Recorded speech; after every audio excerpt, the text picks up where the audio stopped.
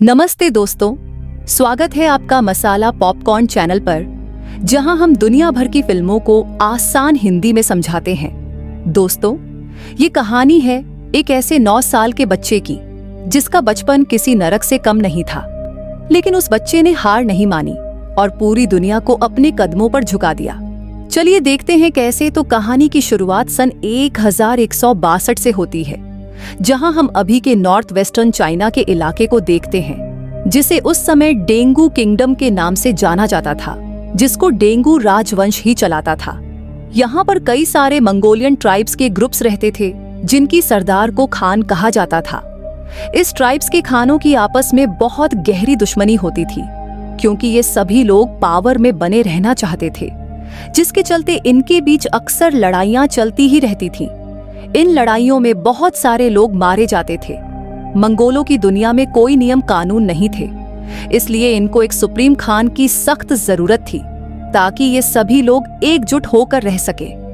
यहाँ से scene shift होता है और हम एक आदमी को देखते हैं जिसका नाम यसुई था, और ये चाइना के वेस्ट साइड से एक छोटा मोटा खान था। इस समय यसुई एक सफर पर निकला था। उसके साथ उसका 9 साल का बेटा तैमुजीन भी था। दरअसल यसुई अपने बेटे के लिए एक वाइफ ढूंढने के लिए निकला था। रात होने पर वो अपने दोस्त के ट्राइब पर आराम करने के लिए रुकते हैं। वहीं जब तैमुजीन अपने घोड़े के पास खड़ा होता है, तो उसके पास एक छोटी लड़की आती है जिसका नाम बोर्ते था। वो उससे पूछती है, तुम्हारा नाम क्या है और तुम यहाँ क्यों आए हो?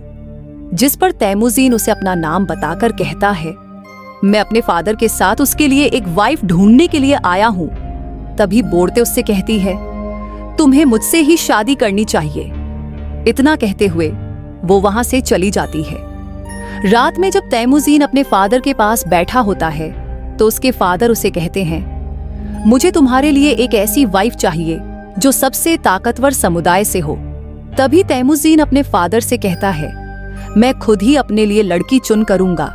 तैमुजीन की जिद के बाद उसके फादर उसे अपने दोस्त की ट्राइब से किसी एक लड़की को चुनने की इजाजत दे देते हैं। अब सुबह होते ही तैमुजीन के फादर उस ट्राइब की सभी लड़कियों को लाइन में खड़ा करके उनके पैरों को देखते हैं, क्योंकि उनका मानना था कि एक स्ट्रांग लेग्स वाली लड़की ही अपने पति को खुश रख पाती है। इसके बाद तैमुजीन एक एक लड़की को देखता जाता है और लास्ट में वो बोर्ते को अपनी पत्नी चुनता है और उन दोनों की शादी हो जाती है। लेकिन शादी होने के बाद भी वो दोनों आने वाले 5 साल तक एक साथ नहीं रह सकते थे, क्योंकि ये उनकी ट्राइब्स का नियम था। अब तैमुजीन और उसके फादर का यहाँ से जाने का समय हो जाता है। लेकिन जाने से पहले तैमुजीन बोर्ते को एक नेकलेस गिफ्ट करता हुआ उसे कहता है, मैं तुम्हारे लिए जल्द ही वापस आऊंगा। यहाँ से यसुई तैमुजीन और अपने लोगों के साथ सफर पर निकल जाता है।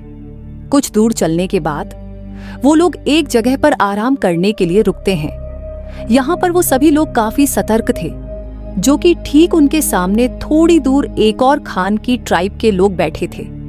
थोड़ी देर बाद उस खान का एक आदमी यसुई के लिए कटोरी में दूध लाता है, जिसका मतलब शांति का पैगाम था, और वो लोग समझौता करना चाहते थे। यसुई वो दूध की कटोरी ले लेता है और सामने बैठे खान के लिए भी अपनी तरफ से एक दूध की कटोरी भेजता है।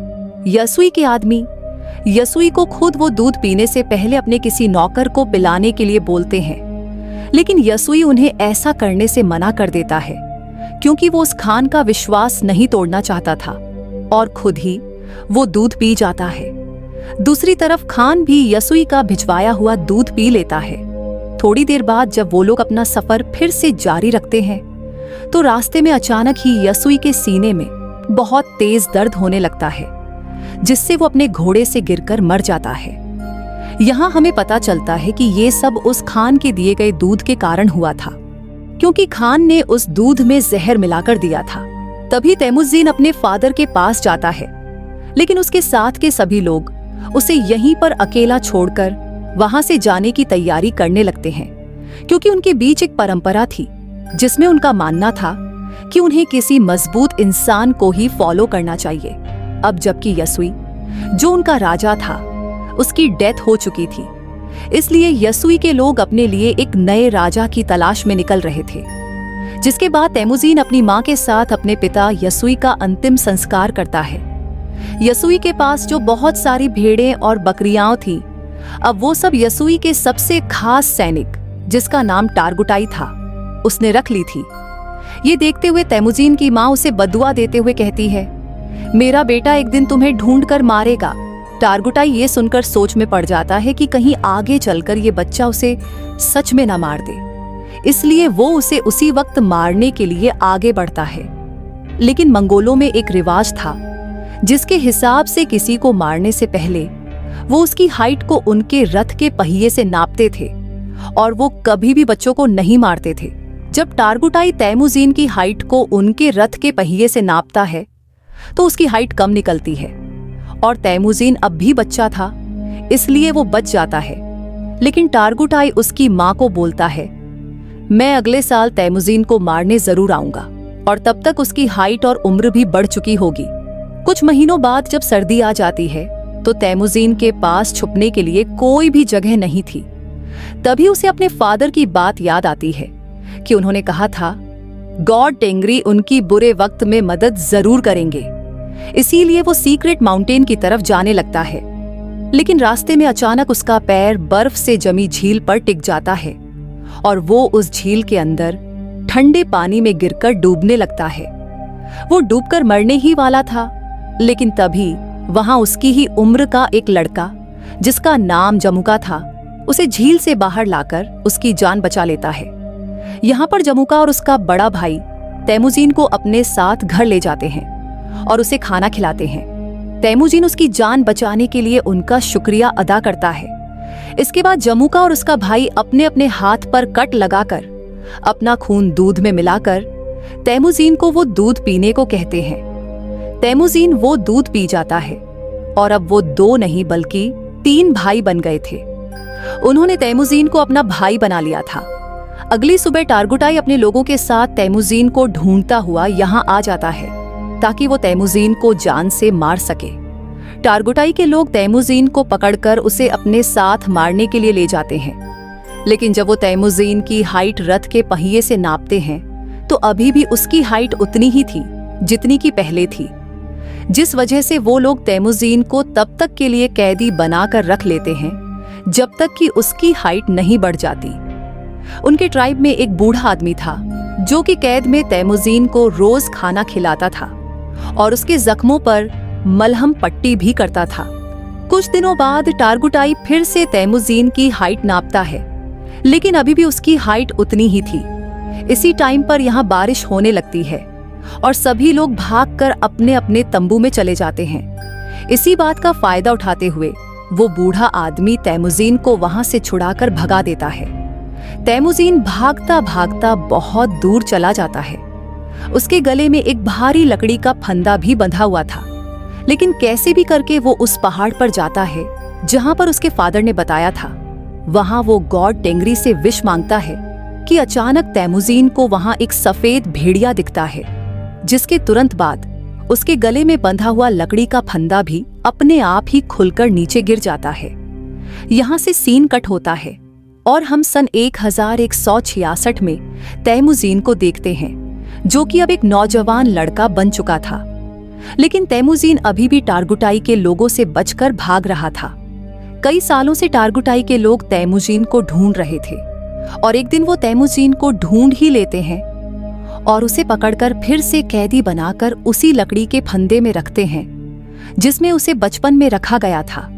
अब क्योंकि तैमुजीन की हाइट और उम्र बढ़ चुकी थी, इसलिए उसके मरने के चांसेस बहुत ज्यादा थे। लेकिन टारगुटाई उसे जान से नहीं मारता, क्योंकि वो उसे अपनी जान की भीख मांगते हुए देखना चाहता था। लेकिन तैमुजीन टारगुटाई से बोलता है, मैं खुशी खुशी मर तो सकता हूँ, लेकिन तुम्हारे आगे अपनी जान की भीख कभी नहीं मांगूंगा। ये सुनकर टारगुटाई उसे टॉर्चर करना शुरू कर देता है और उसे कहता है, अब मैं तुम्हें धीरे धीरे तड़पा तड़पा कर मारूंगा। यहाँ पर हम देखते हैं कि वो बूढ़ा आदमी अभी तक जिंदा था और वो फिर से तैमुजीन के पास जाकर उसे पानी पिलाता है। उसी दिन शाम को जब सभी लोग आपस में बिजी थे, तो टारगुटाई तैमुजीन के पास अकेला उससे बात करने जाता है। इसी बात का फायदा उठाकर तैमुजीन उसी लकड़ी के फंदे से जिससे उसे बांधा गया था, उससे टारगुटाई को मारकर वहां से भाग जाता है। अब टारगुटाई को मारकर वो खुद खान बनने के लिए तैयार था। अब यहाँ पर वो सबसे पहले अपनी वाइफ के पास जाता है जिससे उसने बचपन में शादी की थी। वो बोर्ते के पास जाता है जो बड़ी हो चुकी थी और बहुत खूबसूरत भी। उससे कहती है, मैं कई सालों से तुम्हारा इंतजार कर रही थी और अब फाइनली वो दोनों साथ थे। कुछ देर बाद वो लोग यहाँ से निकल जाते हैं। यहाँ से तैमुजीन सीधा अपनी माँ और बहन के पास उनसे मिलने जाता है। तैमुजीन को इतने सालों बाद देखकर उसकी माँ और बहन बहुत खुश थे, लेकिन एक दिन इनके ऊपर मर्किट ट्राइब के लोगों का अटैक हो जाता है। कई साल पहले तैमुजीन के फादर ने इस मर्किट ट्राइब के खान की मदर को किडनैप किया था और तब इस ट्राइब के खान ने कसम खाई थी कि वो अपनी माँ का बदला जरूर लेगा। और अब ये लोग यहाँ बोर्ते को किडनैप करने आए थे। बोर्ते और तैमुजीन दोनों यहाँ से भागने की कोशिश करते हैं, लेकिन तभी एक तीर बोर्ते को लगता है जिससे वो अपने घोड़े से नीचे गिर जाती है और वो लोग उसे किडनैप कर लेते हैं। दरअसल मर्किट खान बोर्ते को अपनी वाइफ बनाना चाहता था, वहीं दूसरी ओर तैमुजीन अपनी वाइफ बोर्ते को वापस लाना चाहता था, जिसके लिए वो अकेला काफी नहीं था। इसलिए वो मदद के लिए अपने पुराने भाई जमुका के पास जाता है। यहाँ जमुका भी एक ट्राइब का खान था जो कि बहुत पावरफुल ट्राइब थी। जमुका तैमुजीन की मदद करने के लिए तैयार था, लेकिन लड़ाई के लिए वो तैमुजीन को 1 साल का इंतजार करने के लिए कहता है, क्योंकि उसे बाकी ट्राइब्स पर अटैक करके उन्हें अपने अंडर लेना था। समय के 1 साल भी बीत जाता है और वो वक्त आ जाता है जब वो दोनों भाई मिलकर अपनी सेना लेकर मर्किट ट्राइब पर अटैक करते हैं। लड़ाई में वो सभी लोगों मर्किट ट्राइब के खान और उसकी सेना को मारकर उनका जरूरी सामान अपने साथ उठा लेते हैं। वहीं एक टेंट में बोर्ते बैठी थी जो कि प्रेग्नेंट थी। इसके बावजूद भी तैमुजीन उसे अपना लेता है।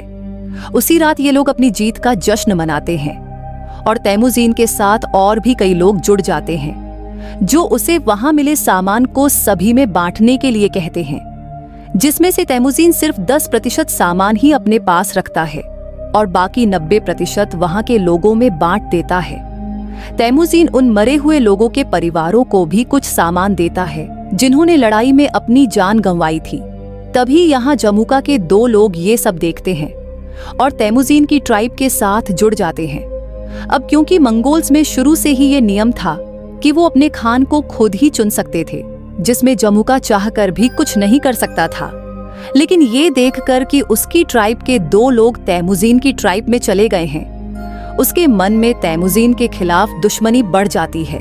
नेक्स्ट सीन में तैमुजीन के आदमी जमुका के आदमियों को उनके घोड़े चुराते हुए देख लेते हैं। तभी जमुका के आदमी बचकर वहां से भागने लगते हैं, जिसके बाद तैमुजीन के आदमी गुस्से में गलती से उन्हें जान से मार डालते हैं।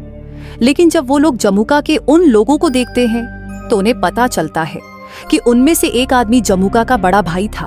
और अब जैसे ही जमुका को इसके बारे में पता चलता है तो वो तैमुजीन को जान से मारने की ठान लेता है, क्योंकि उसे अपने भाई की जान का बदला लेना था, जिसके लिए जमुका आसपास के और ट्राइब्स के खानों से हाथ मिला लेता है और अपनी एक बड़ी ट्राइब बनाकर तैमुजीन की ट्राइब पर अटैक कर देता है।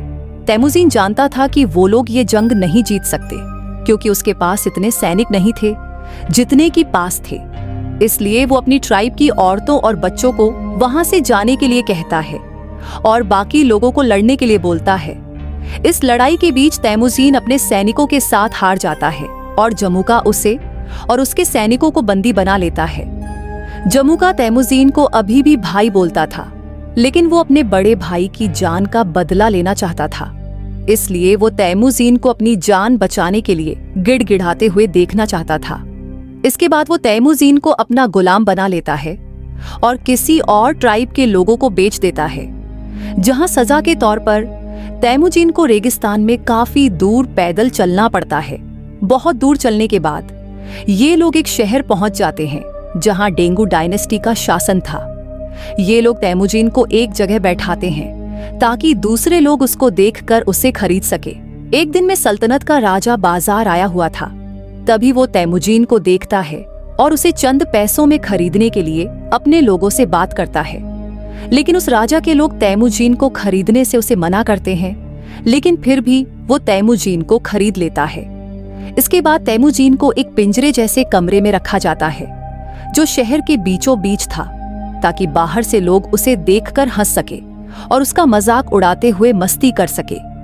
यहाँ पर तैमूजीन को देखने के लिए एक बुद्धिस्ट मॉन्क हर रोज आता था और उससे माफी मांगता था। एक दिन तैमूजीन बुद्धिस्ट मॉन्क के साथ एक समझौता करता है कि अगर तुम मेरी वाइफ को ढूंढोगे तो मैं आगे चलकर इस गांव को कभी नुकसान नहीं पहुंचाऊंगा। जिसके बाद वो बुद्धिस्ट मॉन्क बोर्ते को ढूंढने के लिए रेगिस्तान में निकल जाता है। लेकिन बुद्धिस्ट मॉन्क एक बूढ़ा इंसान था, इसलिए वो गर्मी के मारे बेहोश होकर वहीं मर जाता है। वहीं खुशकिस्मती से बोर्ते को उस मरे हुए बुद्धिस्ट मॉन्क के पास वही नेकलेस मिलता है जो उसे तैमूजीन ने दिया था, जिससे उसे पता चल जाता है कि तैमूजीन अभी भी जिंदा है। इसके बाद बोर्ते अपने पति को ढूंढने के लिए शहर में निकल जाती है और यहाँ पर उसे तैमूजीन एक पिंजरे में बंधा हुआ मिलता है। उसी रात बोर्ते यहाँ के सिपाही को रिश्वत देकर तैमूजीन को यहाँ से भगा लेती है और तैमूजीन देखता है कि उसका बेटा बड़ा हो चुका है और बोर्ते की एक बेटी और भी है। बोर्ते तैमूजीन को घर ले आती है। यहाँ पूरा परिवार हंसी खुशी रहने लगता है। एक दिन बोर्ते तैमूजीन से कहती है, सभी मंगोल्स एक जैसे ही होते हैं, सभी चोरी करते हैं और एक दूसरे को मारते हैं। मंगोल्स के लिए ये चीज एक आम बात है। लेकिन बोर्ते की इस बात का तैमूजीन पर बहुत गहरा प्रभाव पड़ता है और वो अपनी फैमिली को छोड़कर वहां से निकल जाता है। वो डिसाइड करता है कि अब वो सभी ट्राइब्स को मिलाकर एक नया मंगोल राज बनाएगा, जिसमें सभी के बीच नियम और कानून होंगे। तैमूजीन अब डिसाइड कर चुका था कि अगर इस काम को पूरा करने के लिए उसे किसी की जान भी लेनी पड़े तो वो पीछे नहीं हटेगा। वो 3 नियम बनाता है, जिसमें पहला नियम था कि औरतों और बच्चों को कभी नहीं मारा जाएगा। दूसरा नियम था कि दुश्मन से मरते दम तक लड़ा जाएगा और तीसरा नियम ये था कि कोई भी अपने खान को धोखा नहीं देगा। यहाँ से सीन कट होता है और हम सन 1196 को देखते हैं, जहाँ कई साल पहले तैमूजीन ने कसम खाई थी कि वो मंगोल की बड़ी आर्मी बनाएगा और अब उसने बहुत सारे ट्राइब्स को जीतकर एक साथ जोड़कर एक बड़ा मंगोल बना लिया था। अब उसके रास्ते में एक ही रुकावट थी जो उसको राजा बनने से रोक रही थी, और वो रुकावट और कोई नहीं बल्कि उसका भाई जमुका ही था। जमुका के पास भी एक बहुत बड़ी आर्मी थी और वो दोनों एक जंग के मैदान में अपनी पूरी आर्मी लेकर लड़ाई के लिए तैयार थे। यहाँ पर तैमूजीन जमुका को उसका भाई होने के नाते उसके साथ जंग करने के बजाय उसको समझाना चाहता था, लेकिन जमुका जल्दबाजी में बिना कुछ सोचे समझे अपने बहुत सारे सैनिकों को लड़ाई के लिए भेज देता है, जिसके नतीजे में उसके सभी सैनिक मारे जाते हैं। कई घंटों तक लड़ने के बाद तैमूजीन आखिरकार उससे जीत जाता है और जमुका के साथ उसके कई सारे आदमियों को जिंदा कैद कर लेता है। तैमूजीन जमुका के बचे हुए सिपाहियों को मारने के बजाय उन्हें अपनी आर्मी में शामिल कर लेता है। यहाँ पर तैमूजीन जमुका की ट्राइब में उसी बूढ़े आदमी को देखता है जिसने तैमूजीन की मदद की थी।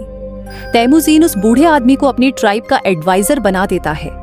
रात को तैमूजीन जमुका के पास आकर बैठता है और उसे कहता है, भाई, ये जो अपना अपना राज बड़ा करने का लालच है, ये आज उन्हें जिंदगी के ऐसे मोड़ पर ले आया है कि उन्हें अब एक दूसरे की जान लेनी पड़ रही है। जमुका तैमूजीन से कहता है, अगर मैं तुम्हारी जगह पर होता तो मैं अपने दुश्मन के सभी सिपाहियों को मार गिराता। दोस्तों, इस बात से हमें ये पता चलता है कि तैमूजीन और जमुका की सोच कितनी अलग थी। इस बातचीत के बाद तैमूजीन अपने भाई जमुका को माफ कर देता है और उसे यहाँ से जाने के लिए कहता है।